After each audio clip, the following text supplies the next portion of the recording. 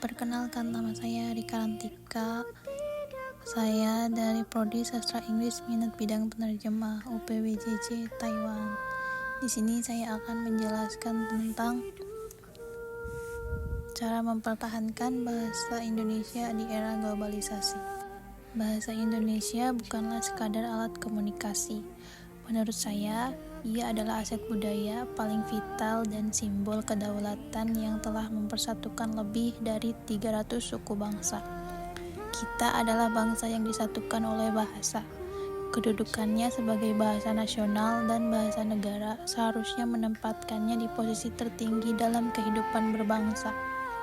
Namun, di era globalisasi ini, eksistensi bahasa Indonesia menghadapi tantangan eksistensial dari arus budaya dan dominasi bahasa asing yang sangat kuat.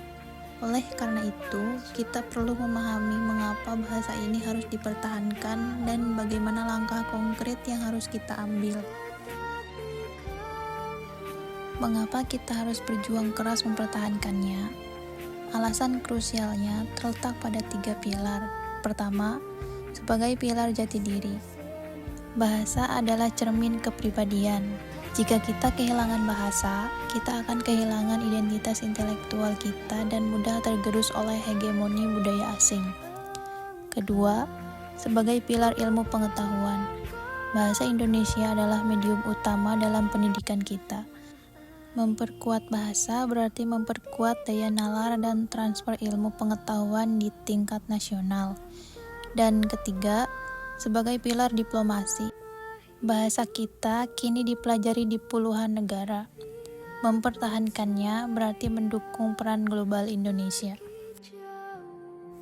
Namun, kendala yang kita hadapi cukup kompleks.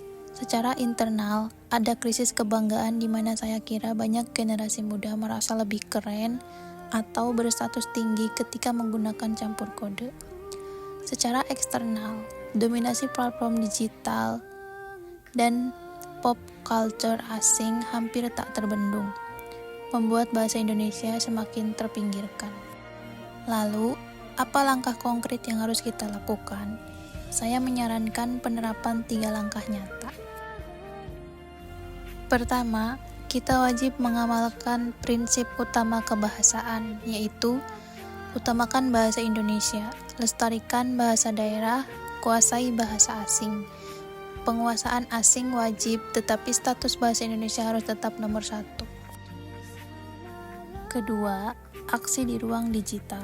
Generasi muda harus menjadi agen aktif di platform digital.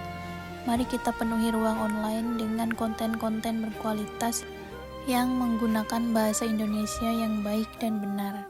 Kita harus menjadi tuan rumah di media sosial kita sendiri. Dan ketiga, penegakan disiplin literasi di ranah formal dan publik. Regulasi harus ditegakkan.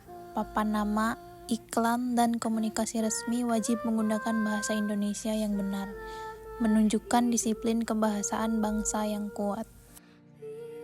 Sebagai penutup, kesimpulan pribadi saya adalah mempertahankan bahasa Indonesia di era globalisasi adalah wujud cinta tanah air yang paling hakiki. Ini adalah tugas kita semua, dari akademisi hingga pembuat konten, untuk memastikan bahasa ini tidak hanya bertahan, tetapi juga berkembang dan menjadi bahasa peradaban. Mari kita bangga berbahasa Indonesia. Gunakanlah dengan bangga, benar, dan kreatif di setiap aspek kehidupan. Terima kasih. Sekian presentasi yang dapat saya sampaikan, semoga bermanfaat. Mohon maaf bila ada kesalahan dalam pengucapan saya. Kurang dan lebihnya mohon dimaafkan. Semoga ilmu ini bermanfaat untuk kita semua. Kita harus bangga menjadi warga negara Indonesia. NKRI harga mati.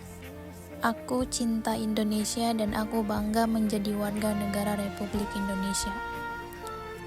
Dimanapun saya berada, saya tetap mencintai Indonesia.